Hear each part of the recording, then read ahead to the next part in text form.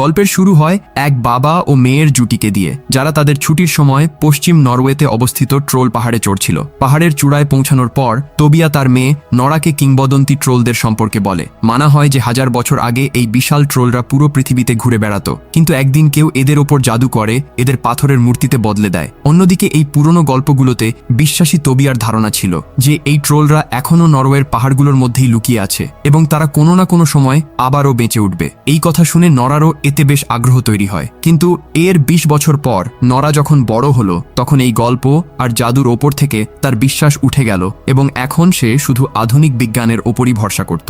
এখন সে একজন প্যালিন্টোলজিস্ট হয়ে গিয়েছিল। আসলে প্যালিন্টোলজিস্ট হলেন এমন বিজ্ঞানী যারা মাটির নিচে পাওয়া পুরনো প্রাণীদের দেহাবশেষ দেখে অতীতকাল সম্পর্কে তথ্য খুঁজে বের করেন। 6 মাসের কঠোর পরিশ্রমের পর আজ অবশেষে সে একটি চমৎকার ফসিল খুঁজে পেয়েছে, যার খুশিতে সে তার বন্ধুদের সাথে পার্টি করার সিদ্ধান্ত নেয়। অন্যদিকে পাহাড়ে মেট্রো স্টেশন তৈরির জন্য দ্রুত গতিতে কনস্ট্রাকশনের কাজ চলছিল এবং এই মেট্রোর রাস্তা তৈরির জন্য পাহাড়ে একের পর এক বিস্ফোরণ ঘটানো হচ্ছিল, যার ফলে অনেক মানুষ এই কনস্ট্রাকশনের বিরোধিতাও করছিল। কিন্তু সেই সব উপেক্ষা করে ইঞ্জিনিয়াররা আবারও একটি বিস্ফোরণ ঘটানোর প্রস্তুতি নিচ্ছিল। কিন্তু তারা যখন গুহার ভেতরে পৌঁছাল, তখন কিছু অদ্ভুত শব্দ শুনতে পেল। তারা কিছু বুঝে ওঠার আগেই হঠাৎ সেখানকার মাটি জোরে জোরে কাঁপতে শুরু করলো, যার পরের মিনিটেই ইঞ্জিনিয়ারদের নজর একটি বিশাল ও ভয়ঙ্কর রাক্ষসের ওপর পড়ল। তাকে দেখেই তারা প্রাণ বাঁচাতে দ্রুত দৌড় দিল, কিন্তু পাহাড়ের ধসে পড়া ধ্বংসস্তূপের কারণে তারা গুহার ভেতরেই আটকে গেল। কিছুক্ষণের মধ্যেই এই দুর্ঘটনার খবর নরওয়ের আর্মি হেডকোয়ার্টারে পৌঁছে গেল, যার পর জেনারেল একটি বিমানকে সেই জায়গার পরিষ্কার ছবি তোলার জন্য ডাকলেন,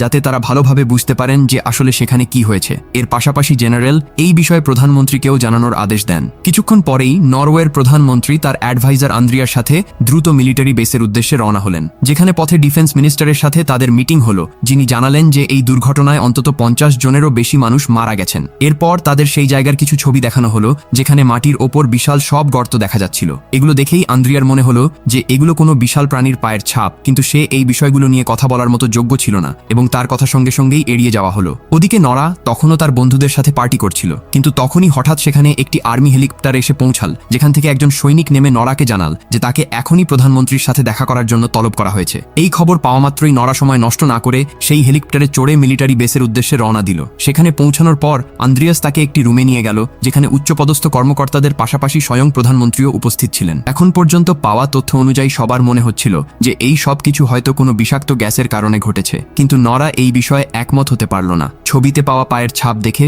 তারও মনে হচ্ছিল যে এটি হয়তো কোনো বিশাল প্রাচীন প্রাণী যা আবারও জেগে উঠেছে। এই বিষয়ে আন্দ্রিয়াসের কাছেও কিছু ধারণা ছিল, কিন্তু সে সবার সামনে তা বলাটা ঠিক মনে করেনি। অন্যদিকে সরকারি কর্মকর্তাদের কাছে নরার এই কথাগুলো নিছক মজা মনে হচ্ছিল। তাদের মতে এর পেছনে কোনো প্রাচীন প্রাণী থাকতেই পারে না, কারণ এত বছর ধরে সে কি খেয়ে বেঁচেছিল আর কেনই বা মরল না। তখনই সিগ্রিড নামের একজন কম্পিউটার জিনিয়াস সেই রুমে এলো এবং সবার সামনে এই দুর্ঘটনার একটি ভিডিও তুলে ধরল, যা সে অনেক কষ্টে খুঁজে বের করেছিল। ভিডিওটি চালু করতেই রুমে উপস্থিত সবাই স্তম্ভিত হয়ে গেল, কারণ সেই ভিডিওতে 150 ফুট লম্বা এক বিশাল রাক্ষস দেখা যাচ্ছিল। এখন এই ভিডিও থেকে এটা পরিষ্কার হয়ে গেল যে 150 ফুট লম্বা একটি জীব নরওয়ের পাহাড়ের মাঝে ঘুরে বেড়াচ্ছে। অন্যদিকে লেসজা নামের এক গ্রামে এক বৃদ্ধ দম্পতি তাদের বাড়িতে শান্তিতে সময় কাটাচ্ছিল। ঠিক তখনই তারা কারো গর্জনের শব্দ শুনতে পেল। কয়েক সেকেন্ডের মধ্যেই তাদের বাড়ির সব আসবাবপত্র জোরে জোরে কাঁপতে শুরু করলো। তাদের মনে হলো হয়তো ভূমিকম্প হচ্ছে, তাই তারা বাড়ির ভেতরে থাকা সিক্রেট রুমে ঢুকে পড়ল। সবকিছু শান্ত হওয়ার পর তারা যখন বাইরে এলো, তখন দেখলো তাদের পুরো বাড়ি ধ্বংস হয়ে গেছে এবং আশেপাশের এলাকাতেও ব্যাপক ক্ষয়ক্ষতি হয়েছে। এদিকে নরা এখন এই দুর্ঘটনার তদন্ত করার জন্য পুরোপুরি প্রস্তুত ছিল। সব অফিসারের সম্মতিতে প্রধানমন্ত্রী তাকে সায়েন্টিফিক অ্যাডভাইজার হিসেবে নিযুক্ত করলেন। মিটিং শেষ হতেই আন্দ্রিয়াস নরাকে লেসজাতে হওয়া দুর্ঘটনার কথা জানালো এবং সাথে সাথেই তারা হেলিকপ্টারে করে সেখানে যাওয়ার জন্য রওনা হলো। পথে তাদের দুজনের মধ্যে অনেক কথা হলো, যে সময় আন্দ্রিয়াস নরার প্যালিন্টোলজিস্ট হওয়ার কারণ জানতে চাইল। উত্তরে নরা তাকে জানালো যে ছোটবেলা থেকেই প্রকৃতির প্রতি তার ভালোবাসা ছিল এবং সে তার চারপাশের পৃথিবীকে আরও ভালোভাবে জানতে চেয়েছিল।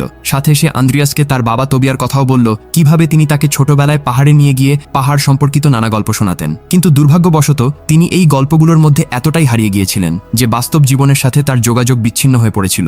এমনকি মাঝে তার মানসিক অবস্থা এতটাই খারাপ হয়ে গিয়েছিল যে তাকে একটি মেন্টাল হসপিটালে ভর্তি করতে হয়েছিল।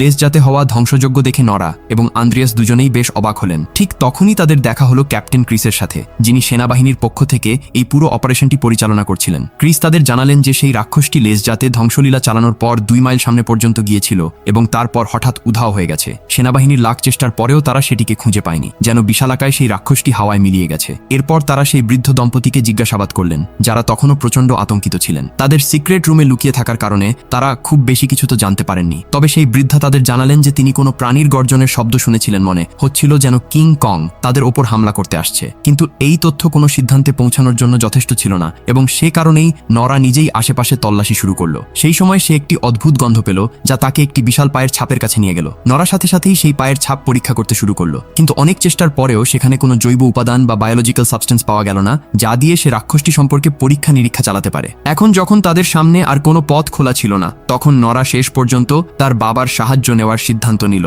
তার বাবা তখন অনেক দূরে একটি পাহাড়ে বাস করতেন। সেখানে দ্রুত পৌঁছানোর জন্য নরা, আন্দ্রিয়াস এবং ক্যাপ্টেন ক্রিস একটি হেলিকপ্টার ব্যবহার করলেন। কিন্তু তারা সেখানে পৌঁছানো মাত্রই তোবিয়া তাদের দিকে বন্দুক তাক করলেন। তবে নিজের মেয়ে নরাকে সেখানে দেখে তিনি পরের মুহূর্তেই শান্ত হয়ে গেলেন। এরপর তিনি সবাইকে তার ঘরের ভেতরে ডাকলেন। সেখানে এতদিন পরেও তিনি ট্রোলদের নিয়ে রিসার্চ চালিয়ে যাচ্ছিলেন। যখন তারা তোবিয়াকে সেই ভিডিওটি দেখালেন, তিনি স্তম্ভিত হয়ে গেলেন এবং শুধু একটি কথাই বললেন, ওরা এসে গেছে। কিন্তু নরা তখনও কিছুই বুঝতে পারছিল না, এবং সে কারণে সে তার বাবার কাছে একটি বৈজ্ঞানিক ব্যাখ্যা চাইল, যাতে তারা এর থেকে বাঁচার উপায় খুঁজে বের করতে পারে। কিন্তু তোবিয়া তার গবেষণাতেই অনড় রইলেন, এবং তার মতে ট্রোলরা নরওয়ে থেকে এজন্যই হারিয়ে গেছে কারণ সেখানকার সব মানুষ খ্রিস্ট ধর্ম গ্রহণ করেছিল। সেই সাথে তিনি জানালেন যে তিনি এই রহস্যের উন্মোচন অনেক বছর আগেই করতে চেয়েছিলেন, কিন্তু তাকে চুপ করিয়ে দেওয়ার জন্য পাগলখানায় পাঠিয়ে দেওয়া হয়েছিল। এরপর সে নিজের ব্যাগ গুছিয়ে নিল এবং তাদের সবাইকে একটি বিশেষ জায়গায় যাওয়ার জন্য বলল। হেলিকপ্টারে চড়ে কিছুক্ষণ ওড়ার পর তারা অবশেষে তোবিয়ার বলা সেই জায়গায় পৌঁছালো। সেখানে পৌঁছানো মাত্রই সে জায়গাটি পরীক্ষা করতে শুরু করলো, এবং কিছুক্ষণ আশেপাশে দেখার পর সে বুঝতে পারল যে জায়গাটি পুরোপুরি বদলে গেছে। অন্যদিকে নরা আবারও সেই একই গন্ধ পেল, যার নাম সে রেখেছিল হাইপার নেচার। তারা কিছু বুঝে ওঠার আগেই নরার নজর সেখানে থাকা এক বিশাল জীবের ওপর পড়ল, আর এটি অন্য কেউ নয়, স্বয়ং সেই ট্রোল যে নিজেকে আশেপাশের পরিবেশের সাথে মিশিয়ে লুকিয়ে রেখেছিল। তবে সৌভাগ্যবশত সবাই সময় থাকতে হেলিকপ্টারে চড়ে সেখান থেকে বেরিয়ে যেতে সক্ষম হলো। তারা নিরাপদ জায়গায় পৌঁছানোর পর ইন্টারনেটের মাধ্যমে সেই ট্রোলটিকে সরকারকে দেখালো। এত বড় ট্রোল দেখে সবাই ভীষণ অবাক হয়ে গেল। এখন যখন সবার কাছে ট্রোলদের অস্তিত্বের বাস্তবতা পরিষ্কার হয়ে গেল, তখন প্রধানমন্ত্রী দ্রুত ট্রোলের বিরুদ্ধে একটি আর্মি অপারেশন শুরু করার নির্দেশ দিলেন, যার কমান্ড ছিল ক্যাপ্টেন ক্রিসের হাতে। প্রধানমন্ত্রীর কাছ থেকে আদেশ পাওয়া মাত্রই সেনাবাহিনী সেই ট্রোলের ওপর এক ভয়াবহ অপারেশন শুরু করে দিল। কিন্তু সেনাবাহিনীর সবথেকে শক্তিশালী মিসাইলগুলোরও সেই ট্রোলের ওপর কোনো প্রভাব পড়ছিল না। তারা তার কোনো ক্ষতিই করতে পারছিল না। এরই মধ্যে ট্রোলটি যখন একজন সৈনিককে খেয়ে ফেলল, তখন তোবিয়া তাকে শান্ত করার জন্য তার সামনে এগিয়ে গেল। ট্রোলটি শুরুতে তোবিয়ার কথা শুনছিল, কিন্তু ঠিক তখনই হঠাৎ সেনাবাহিনীর অন্য কিছু ইউনিট তার ওপর হামলা করে বসল। এতে ক্ষিপ্ত হয়ে ট্রোলটি যখন সেই ইউনিটের ওপর হামলা করতে ঘুরল, তখন তার লেজ সরাসরি গিয়ে তোবিয়ার গায়ে লাগলো। এতে সে মারাত্মকভাবে জখম হয়ে যায়। এটি দেখে নরা দ্রুত তার বাবার দিকে দৌড়ে গেল, কিন্তু তোবিয়া কিছু বলার আগেই তিনি শেষ নিঃশ্বাস ত্যাগ করলেন। সেদিন রাতে নরা কাঁদতে কাঁদতে তার বাবার ডায়েরি পড়তে শুরু করলো, যাতে সে কোনোভাবে এই ট্রোলদের থামানোর পথ খুঁজে পায়। ঘন্টার পর ঘন্টা ডায়েরিটি পড়ার পর নরা জানতে পারল যে আসলে ট্রোলরা প্রায় গির্জা ধ্বংস করে দিত, কারণ তারা গির্জার ঘন্টার শব্দ একদমই সহ্য করতে পারত না। নরা যখন এই পরিকল্পনার কথা সরকারি কর্মকর্তাদের শোনালো, তখন প্রথমে সবাই তাকে পাগল মনে করেছিল, কিন্তু নরা বিশ্বাস করত যে যেহেতু মিসাইল কাজ করছে না, তাই তাদের অবশ্যই ভিন্ন কিছু ভাবতে হবে। শেষ পর্যন্ত প্রধানমন্ত্রী তাকে এই পরিকল্পনা নিয়ে এগিয়ে যাওয়ার অনুমতি দিলেন। এর কিছুক্ষণ পরেই 4টি আর্মি হেলিকপ্টার বড় বড় গির্জার ঘন্টা নিয়ে দ্রুত সেই ট্রোলের দিকে এগিয়ে যেতে লাগলো। নরার এই পরিকল্পনা শুরুতে সফল মনে হলেও শীঘ্রই সেই ট্রোল নিজেকে সামলে নেয় এবং 4টি হেলিকপ্টারই ধ্বংস করে দেয়। এখন সে এতটাই ক্ষিপ্ত হয়ে ওঠে যে চারদিকে ধ্বংসলীলা চালাতে শুরু করে। তবে এরই মধ্যে সেই ট্রোলটি একটি শিশুর প্রাণ বাঁচিয়েছিল, যা পরিষ্কারভাবে ইঙ্গিত দিচ্ছিল যে সেই রাক্ষসের শরীরের ভেতরেও হয়তো একটি হৃদয় আছে। এই ঘটনার পর বিশ্বের সব নিউজ চ্যানেল খবরটি দেখাতে শুরু করে, যার ফলে সাধারণ মানুষের মধ্যে আতঙ্কের সৃষ্টি হয়। ঠিক সেই মুহূর্তে প্রধানমন্ত্রী দেশে ইমার্জেন্সি ঘোষণা করেন এবং ওসলো শহর ও তার আশেপাশের এলাকা দ্রুত খালি করার নির্দেশ দেন, কারণ ট্রোলটি দ্রুত গতিতে অসলোর দিকেই এগিয়ে আসছিল। এদিকে নিজের পরিকল্পনা ব্যর্থ হওয়ার কারণে নরাকে সায়েন্টিফিক অ্যাডভাইজারের পদ থেকে সরিয়ে দেওয়া হয়। অন্যদিকে আন্দ্রিয়াস সরকারের পরবর্তী পরিকল্পনা সম্পর্কে জানতে পারে, যেখানে তারা অসলোর আশেপাশের শহরগুলোতে বড় বড় বোমা বিস্ফোরণ ঘটিয়ে ট্রোলটিকে খতম করতে চেয়েছিল। কিন্তু আন্দ্রিয়াসের কাছে এটি আটকানোর মতো কোনো ক্ষমতা ছিল না, তাই সে এই অর্থহীন চাকরি থেকে ইস্তফা দেয়। হাজার হাজার মানুষ তাদের ঘরবাড়ি ও শহর ছেড়ে পালাচ্ছিল, যাদের মধ্যে নরা ও আন্দ্রিয়াসও ছিল। নরা এই ভেবে দুঃখ পাচ্ছিল যে সে দেশকে এই বিপদ থেকে উদ্ধার করতে পারল না, তাই সে আবারও তার বাবার ডায়েরি পড়তে শুরু করলো। এবার তার নজর সিন্ডিং নামের ওপর পড়ল, যার ডায়েরিতে বারবার লেখা ছিল। সে যখন এই বিষয়ে আন্দ্রিয়াসের সাথে কথা বলল, তখন আন্দ্রিয়াস জানালো যে সিন্ডিং আসলে একজন রাজকুমার ছিলেন, যিনি অসলোর একটি প্রাসাদে থাকতেন এবং বর্তমানে তিনি দেশের সবথেকে ধনী ব্যক্তি। নরার মনে হলো হয়তো সেই প্রাসাদে কোনো সূত্র পাওয়া যেতে পারে, তাই সে আন্দ্রিয়াসকে দ্রুত গাড়িটি প্রাসাদের দিকে ঘুরিয়ে নিতে বলল। প্রাসাদে পৌঁছাতেই তাদের দেখা হলো রিক সিন্ডিং এর সাথে, যিনি আগে থেকেই তাদের জন্য অপেক্ষা করছিলেন। এরপর তিনি তাদের প্রাসাদে প্রাসাদের ভেতরে নিয়ে গেলেন এবং অবশেষে নরওয়ের ট্রোলদের রহস্যের ওপর থেকে পর্দা সরালেন। আসলে তোবিয়া একদম ঠিক ছিলেন। প্রাচীনকালে ট্রোলরা সত্যিই নরওয়ের মাটিতে ঘুরে বেড়াত। সিন্ডিং তাদের একটি আন্ডারগ্রাউন্ড গুহায় নিয়ে যান এবং সেখানে জানান যে আসলে তিনিই তোবিয়ার জীবন ধ্বংস করেছিলেন যাতে এই সত্য বাইরে না আসে। যখন তোবিয়া সত্যের খুব কাছাকাছি পৌঁছে গিয়েছিলেন তখন সিন্ডিং তাকে মেন্টাল হসপিটালে পাঠিয়েছিলেন। আর সেই রহস্যটি ছিল আসলে প্রাসাদের নিচে চাপা পড়ে থাকা ট্রোলদের কঙ্কাল, যা সিন্ডিং পরিবার বছরের পর বছর ধরে পৃথিবীর কাছ থেকে লুকিয়ে রেখেছিল। এমনকি এই প্রাসাদটিও বানানো হয়েছিল ট্রোল কিং এর গুহার ওপরে, যখন খ্রিস্টানরা ট্রোল কিং এবং তার পুরো পরিবারকে নিশ্চিহ্ন করে দিয়েছিল। আসলে এখন যে ট্রোলটি পুরো দেশে ধ্বংসযজ্ঞ চালাচ্ছে সে আর কেউ নয়, বরং স্বয়ং ট্রোল কিং।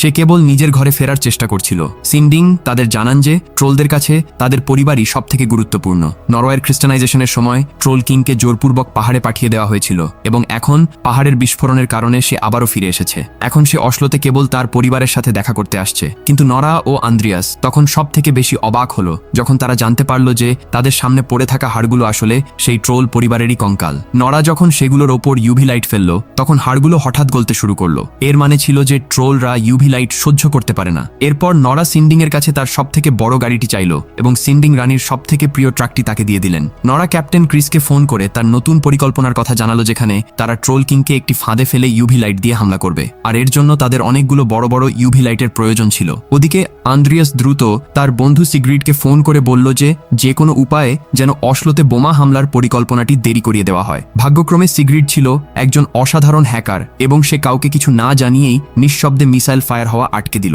অন্যদিকে নরা ও আন্দ্রিয়াস তাদের ট্রাকে করে ট্রোল কিং এর বাচ্চার কঙ্কাল নিয়ে ঘুরছিল এবং ট্রোল কিং এর নজর সেদিকে টানার চেষ্টা করছিল। আসলে তারা কেবল ট্রোল কিংকে ইউভি লাইট ট্র্যাপের কাছে নিয়ে যেতে চেয়েছিল। যখন ট্রোলটি সেই কঙ্কালটি ভাঙল তখন সে উপলব্ধি করল যে আসলে এখন তার পরিবারের আর কেউ বেঁচে নেই। এই ভেবে সে আরও বেশি ক্ষিপ্ত হয়ে উঠল।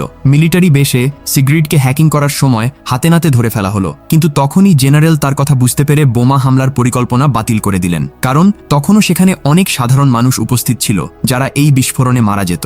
এদিকে নরা ও আন্দ্রিয়াস কোনোভাবে ট্রোলটিকে লাইট ট্র্যাপ পর্যন্ত নিয়ে আসতে সক্ষম হলো। সে সেখানে পৌঁছানো মাত্রই ক্যাপ্টেন ক্রিসের পুরো টিম একসাথে লাইটগুলো জ্বালিয়ে দিল। তাদের পরিকল্পনা সফল হলো, কারণ ধীরে ধীরে সেই ট্রোলটি পুড়তে শুরু করলো। কিন্তু তাকে এভাবে ছটফট করতে দেখে হঠাৎ নরার মন বদলে গেল। সে একে একে সব ইউভি লাইট বন্ধ করে দিল, কারণ সে তার জীবন বাঁচাতে চেয়েছিল। কিন্তু ততক্ষণে অনেক দেরি হয়ে গিয়েছিল। ঠিক সেই সময় সূর্য উঠে গেল। সূর্যের আলো ট্রোল কিং এর ওপর পড়া মাত্রই সে দুর্বল হয়ে মাটিতে পড়ে গেল এবং একটি পাথরে পরিণত হলো। তার মৃত্যু দেখে নরা মনে মনে বেশ আঘাত পেল।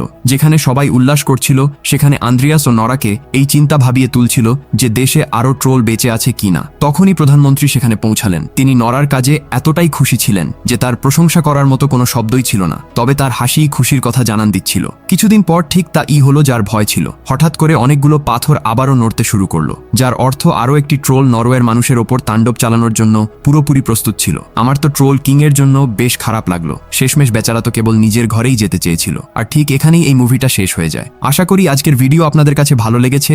যদি ভিডিওটা ভালো লেগে থাকে তাহলে অবশ্যই একটা লাইক করে দিবে। আর হ্যাঁ, চ্যানেলে নতুন হয়ে থাকলে সাবস্ক্রাইব করতে ভুলে যেও না, তা না হলে অনেক ইন্টারেস্টিং মুভির এক্সপ্লেইন মিস করে যাবে। তো দেখা হচ্ছে নতুন কোনো ভিডিও নিয়ে।